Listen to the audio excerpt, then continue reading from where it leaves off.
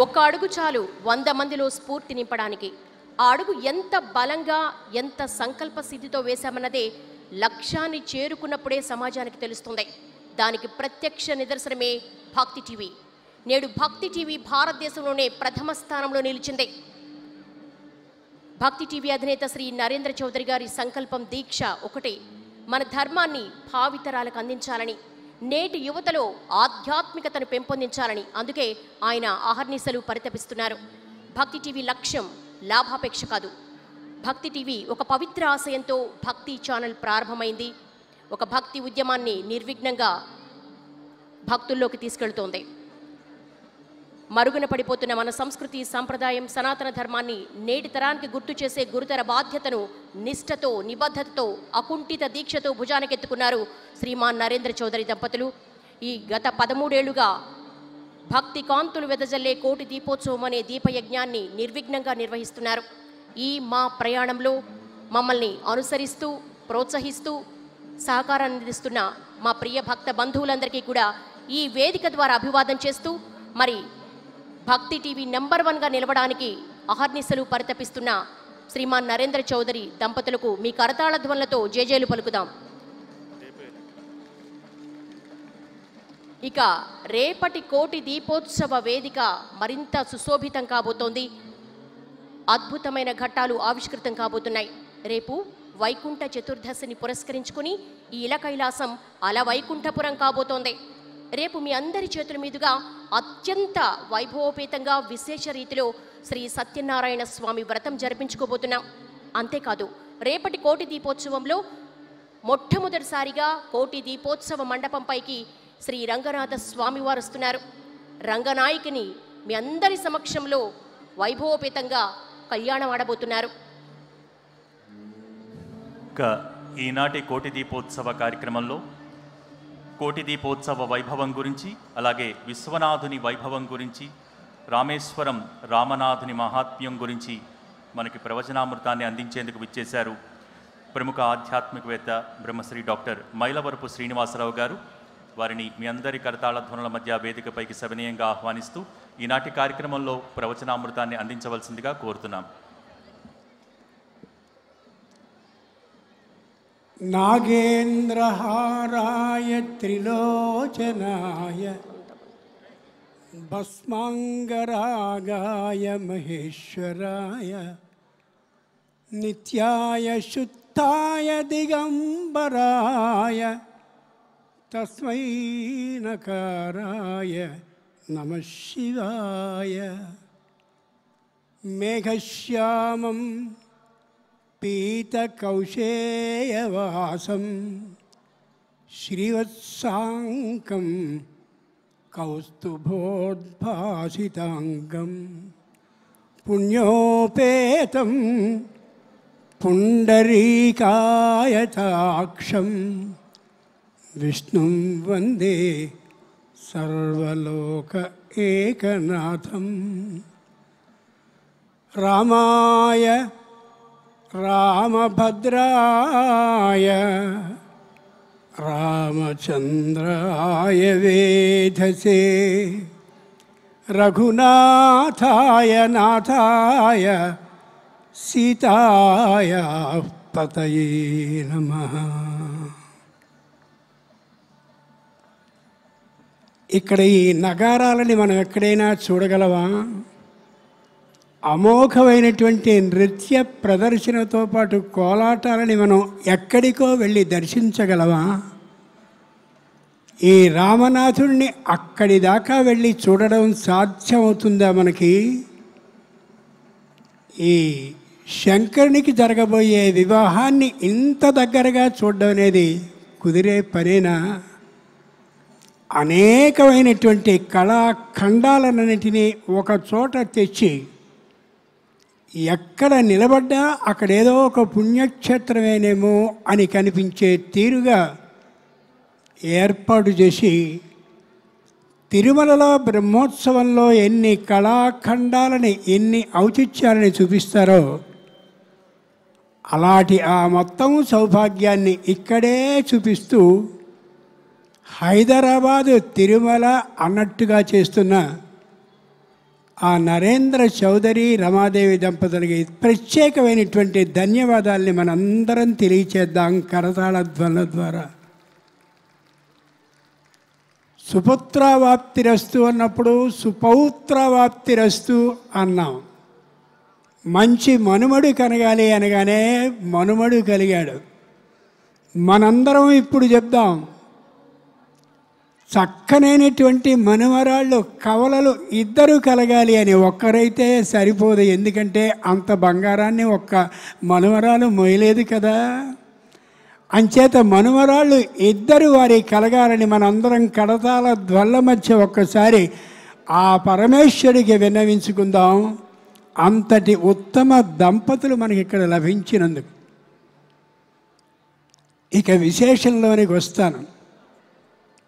శివుడికి విష్ణువుకి భేదం ఏమాత్రమూ లేదు లేదు లేదు.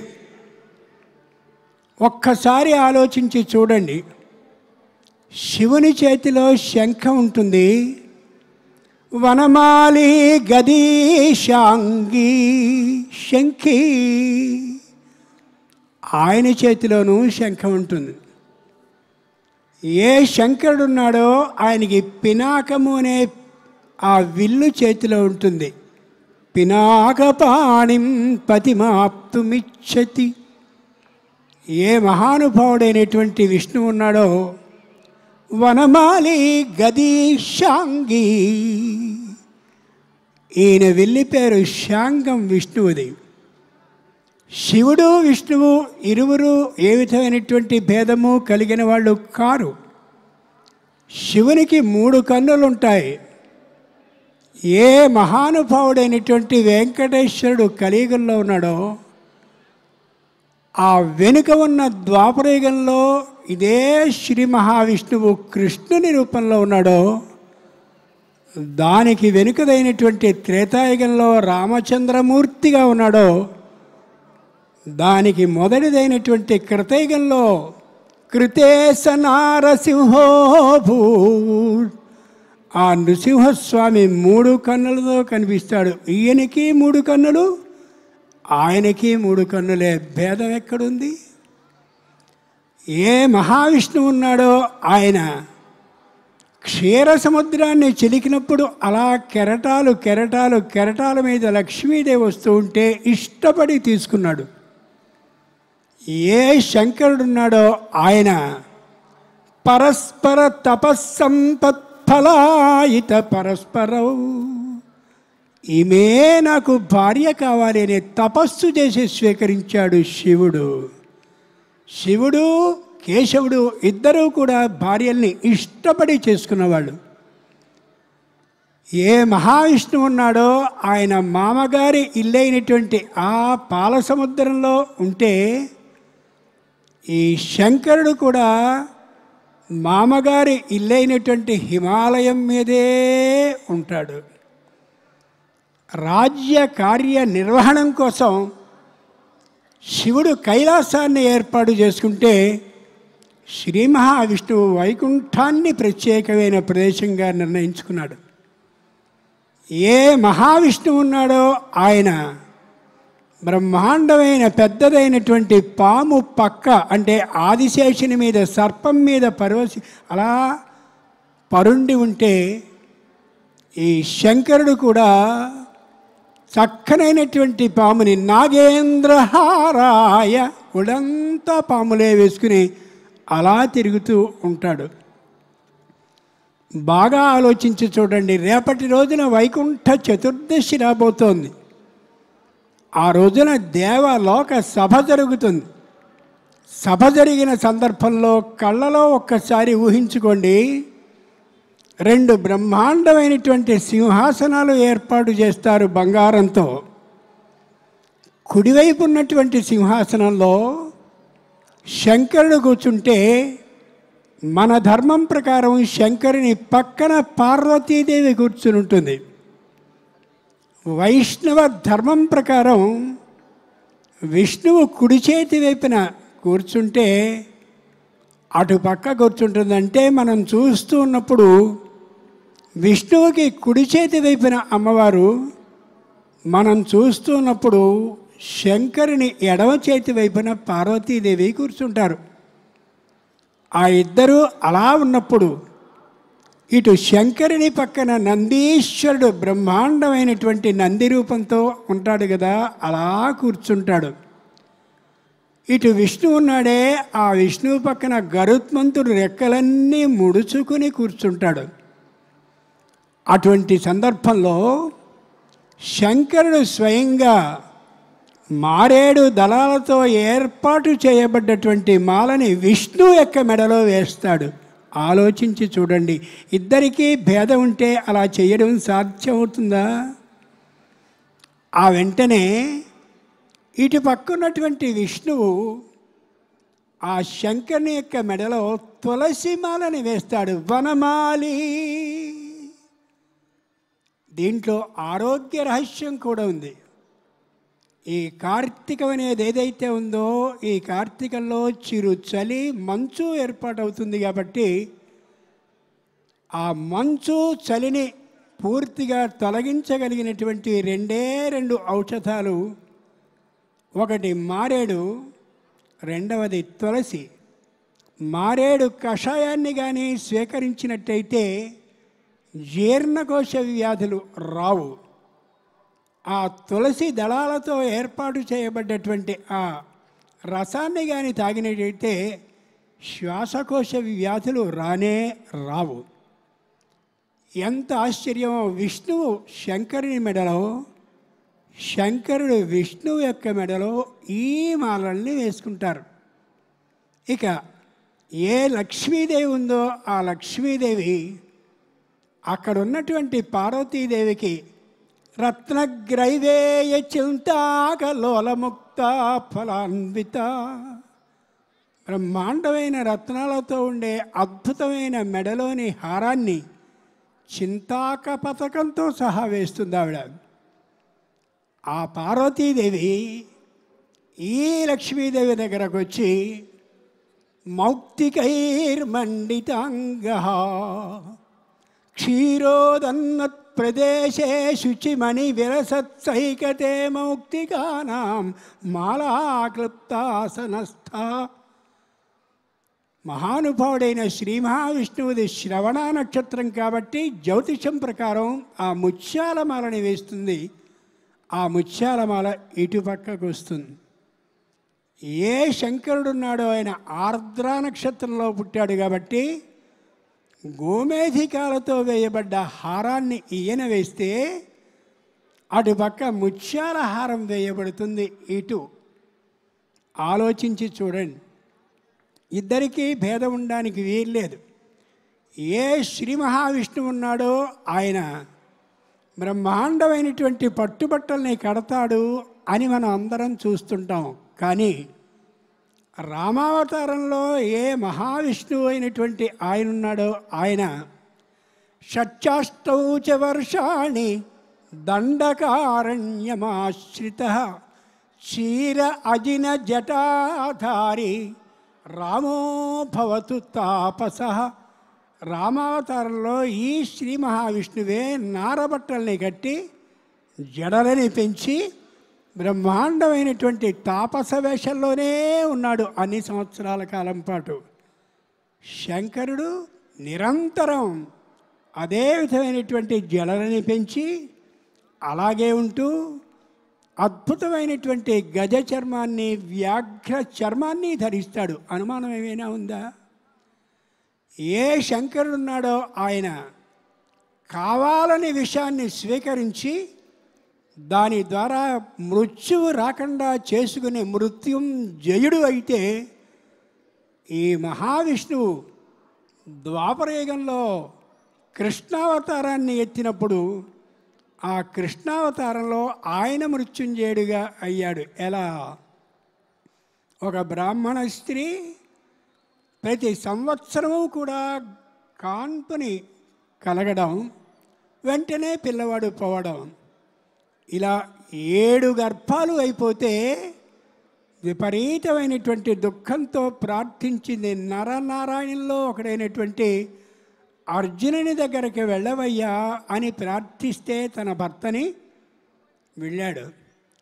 కృష్ణుడు అర్జునుడు ఉన్నటువంటి సందర్భంలో నాకు ఇలాంటి కష్టం కలుగుతోంది, నేను సంతానవంతుణ్ణి కాలేకపోతున్నాను అంటే నారాయణంలో ఒకడైనటువంటి అర్జునుడు స్వయంగా అక్కడికి వెళ్ళి రక్షించడానికి ప్రయత్నించి రక్షించలేక తిరిగి వస్తే కృష్ణుడే స్వయంగా వెళ్ళి యమలోకంలో ఎవరు ఏ ఏ సంవత్సరాల్లో బతికి ఉంటారో అదే వయసు కలిగిన వాళ్ళుగా వాళ్ళందరినీ తెచ్చి ఆ బ్రాహ్మణ దంపతులకు ఇచ్చాడని ఉత్తర హరివంశ కథ మనకి తెలియజేస్తుంది. ఇద్దరు మృత్యుంజయులే. ఈ విష్ణువుకి ఆ శంకరునికి భేదమే ఉండి ఉన్నట్లయితే బాగా ఆలోచించి చూడండి. ఆ రుక్మిణీదేవి స్వయంగా కృష్ణునికి కబురు చేస్తూ మా వంశ ఆచారం ప్రకారం కుల ధర్మం ప్రకారం నేను నగజాత ఆలయంలో ఉంటానంటే పార్వతీదేవి ఆలయంలో ఉంటానయ్యా, అక్కడికి వచ్చి అక్కడ ఉన్నటువంటి రాజులతో యుద్ధాన్ని చేసి భవదీయ శౌర్యమే ఉంకువ చేసి దొంగతనంగా ఎత్తుకెళ్ళడం కాదు, వచ్చిన అందరితోనూ యుద్ధాన్ని చేసి నన్ను తీసుకువెళ్ళు అని పార్వతీదేవి ఆలయంలో ఉండి ఆవిడ చెప్పింది. నిజంగా శివుడికి విష్ణువుకి భేదమే ఉండి ఉంటే, ఓ రుక్మిణి, పార్వతీదేవి ఆలయం అయితే నేను రాను, శివుడంటే నాకు పడదు, అంచేత నువ్వు ఏదైనా విష్ణు ఆలయానికి వస్తే మాత్రమే తీసుకెడతాను అనలా. స్వయంగా అదే ఆలయానికి వచ్చి ఆవిడ్ని తీసుకువెళ్ళాడు. ఎంత గొప్ప విషయమో గమనించండి. ఇద్దరికీ భేదం అనేది లేదు లేదు లేదు. మరో చిత్రం, రుక్మిణీదేవి తన వివాహం ఏ విధంగా రుక్మిణి నీచుడితో అయిపోతుందో అని భయపడుతూ పార్వతీదేవికి మొక్కింది. నమ్మితి నా మనమున సనాతనులైన ఉమామహేశులన్.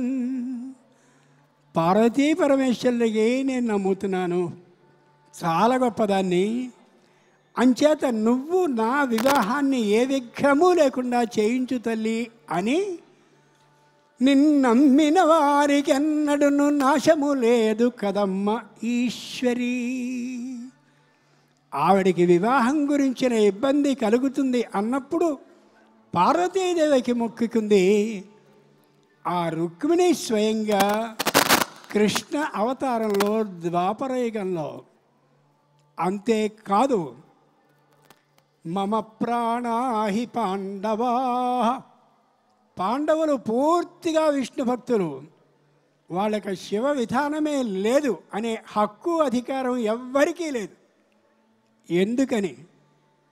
ఏ నారాయణంలో నరుడు అర్జునుని యొక్క అవతారాన్ని ఎత్తాడో ఆ అర్జునుడు పాశుపత అస్త్రాన్ని స్వయంగా తీసుకున్నాడు శంకరుడి నుండి. పాశుపత అస్త్రం అంటే పశుపతి అంటే శివుడు. ఆ శివుని తపశ్శక్తి మొత్తం దాగినటువంటి ఆ అస్త్రాన్ని స్వయంగా సంపాదించాడు. నిజంగా శివ విష్ణువుల్లో భేదమే ఉండి ఉన్నట్లయితే ఆ నరనారాయణంలో నర రూపమైనటువంటి ఆయన ఏమనాలి? నీ ఆ పశుపతికి సంబంధించిన శివ తపశ్శక్తి దాగున్న అస్త్రం నాకు వద్దు అనాలి. అనలేదు. ఆలోచించి చూడండి. లోకంలో రెండు విధాలైనటువంటి మనుషులు ఉంటారు. ఒకళ్ళు బ్రహ్మాండమైనటువంటి సంపాదన కలిగి ఉండి ఆడంబరంగా ఉండాలనుకుంటారు. ఒకళ్ళు అమోఘమైన సంపాదన కలిగి వైరాగ్య భావంతో పూర్తి నిరాడంబరంగా ఉండాలి అనుకుంటారు. విష్ణువు ఆడంబరంగా ఉంటాడు, శివుడు నిరాడంబరంగా ఉంటాడు. విష్ణువు పట్టు వస్త్రాలని ధరించి ఉంటే శంకరుడు ఏనుగు చర్మాన్ని అలాగే వ్యాఘ్ర పులి చర్మాన్ని ధరించుంటాడు. ఈయన నిలువు నామాలని పెడితే ఆయన అడ్డమైనటువంటి నామాలని అడ్డంగా పెడతాడు. ఏ విధమైనటువంటి భేదము ఇద్దరిలోనూ ఉండదు, లేదు లేదు. తల్లులారా, మీ అందరినీ ప్రార్థిస్తున్న ఒకే ఒక్క మాట, ప్రతిరోజు కుంకుమని ధరించండి. నేను భారతీయ ధర్మానికి చెందినటువంటి దాన్ని, హిందూ విధానానికి సంబంధించిన దాన్ని అనే ప్రపంచంలో అందరికీ చూడగానే అర్థమవుతుంది. అదే పనిని ఆ భర్తలు కూడా చేయండి. అంచేత లలితాదేవిని పూజించండి. ఒకే ఒక్క మాట చెప్పి ముగిస్తాను. మా అబ్బాయికి చదువు రావాలి కదండి, లలితా సహస్రనామం చదివితే మాకేం ప్రయోజనం అనకండి. సరస్వతీ శాస్త్రమయీ గుహాంబ గుహ్యరూపిణి. నాలోనే ఉందిరా, నేను లలితా స్వరూపాన్ని, సరస్వతిని నాలో కలిగి ఉన్నాను అందావిడ. అబే డబ్బు కావాలి కదండి, మంచి మాట. మహాలక్ష్మీర్మృడప్రియా, లక్ష్మి కూడా నాలోనే ఉందిరా లలితాదేవి చెప్తోంది. అయితే సరే, మేము మొదటి నుంచి కూడా బ్రహ్మ సమాజ మతంలో ఉంటూ ఉంటాం. మేము బ్రహ్మని ఆరాధించందే ఏ పని చెయ్యం. సృష్టికర్త్రి బ్రహ్మరూపా, మేం విష్ణు మత అవలంబులం, విష్ణు మతాన్ని మాత్రమే చూస్తూ ఉంటాం. అమోఘంగా ఉంది. గోప్త్రీ గోవింద రూపిణి, నేను విష్ణువుకి సంబంధించిన ఆ రూపాన్ని ధరించిందానిరా. ఆలోచించి చూడండి, ఏది కావలిస్తే అది. మా అబ్బాయికి ఉద్యోగం రావడం లేదు. రాజ్యలక్ష్మి కోశనాథ చతురంగబలేశ్వరి, మేం దుర్గాదేవిని ఆరాధించకుండా ఏ పనిని చెయ్యం. దుర్లభ దుర్గమా దుర్గా, నేను దుర్గా స్వరూపాన్ని ధరించిందాన్ని. మేము అసలు సంపూర్ణంగా శివుణ్ణే ఆరాధిస్తాం. శ్రీ శివ శివశక్తి ఐక్యరూపిణి లలితాంబిక, నేను నా భర్త అయినటువంటి శివునితో కలిసి ఒకే ఒక లింగరూపంగా ఉండేటటువంటి దాన్ని అని అమ్మవారు తెలియజేస్తోంది. అబ్బే, రాముడు, విష్ణువు, కృష్ణుడు మొదలైన దేవతలు అందరూ ఉన్నారు కదా, మరి వాళ్ళందరినీ పూజించకపోతే చాలా కాలం నుంచి మా ఇంట్లో రామ వివాహాన్ని చేస్తున్నాం, అన్యాయం కలగదా? లలితా శాస్త్రాన్ని మాత్రమే చదువుతుంటూ కూర్చుంటే కరాంగులిన కోత్పన్న నారాయణ దశాకృతి. అమ్మవారు చెప్తోంది, నా ఈ చేతి చిటికెన వేలుందే, ఆ గోటి నుంచి మొత్తం మత్స్య కూర్మ వరాహ నారసింహ వామన పరశురామ రామ అంటే రామచంద్ర, ఆ తర్వాత బలరామ కృష్ణ కల్కి అవతారాలన్నీ వచ్చాయి అని. అంచేత తల్లులారా, లలితా శాస్త్రాన్ని చదవండి చదవండి చదవండి, సంపూర్ణమైన విజయాల్ని సాధించండి. ఈ లలితా శాస్త్రం చదువుతూ మళ్ళీ ఇంకోరిని చదవాల్సిన అవసరం ఏమీ లేదని లలితాంబే చెప్తోంది. కాబట్టి అలాగే చెయ్యాలని కోరుతున్నాను మీ అందరినీ. అందరూ బొట్లు మాత్రం ఖచ్చితంగా పెట్టుకుని మా కుటుంబం మొత్తం హిందూ సంప్రదాయానికి చెందిన వాళ్ళని తెలియచేయండి. ఇంతటి అమోఘమైన కార్యక్రమాన్ని ఇలా ఏర్పాటు చేయడమే కాక, వర్షం వచ్చినా సరే కదలకుండా మేము కూర్చుంటామనే భక్తి తత్పరతలని మీలో ఏర్పాటు చేసినటువంటి ఆ నరేంద్ర చౌదరి రమాదేవి దంపతులకి ఇద్దరు ఆడపిల్లలు కవలలు కలగాలని, మొత్తం అంతా స్వర్ణరూపంగా వాళ్ళు అన్ని ఆభరణాలని వేసుకుని మనకి పై సంవత్సరం కనిపించాలని ఆ రామనాథుణ్ణి, ఈ శంకరుణ్ణి ప్రార్థిస్తూ స్వస్తి. ఆధ్యాత్మిక చారిత్రక విషయాలే కాదు, హిందూ ధర్మం, ధర్మాచరణకు సంబంధించి అనేక విషయాలు తెలియజేస్తూ తమ ప్రవచనామృతాన్ని అందించినటువంటి ప్రముఖ ఆధ్యాత్మికవేత్త బ్రహ్మశ్రీ డాక్టర్ మైలవరపు శ్రీనివాసరావు గారికి మీ అందరి కరతాళ ధ్వనుల మధ్య ధన్యవాదాలు తెలియజేసుకుంటున్నాం.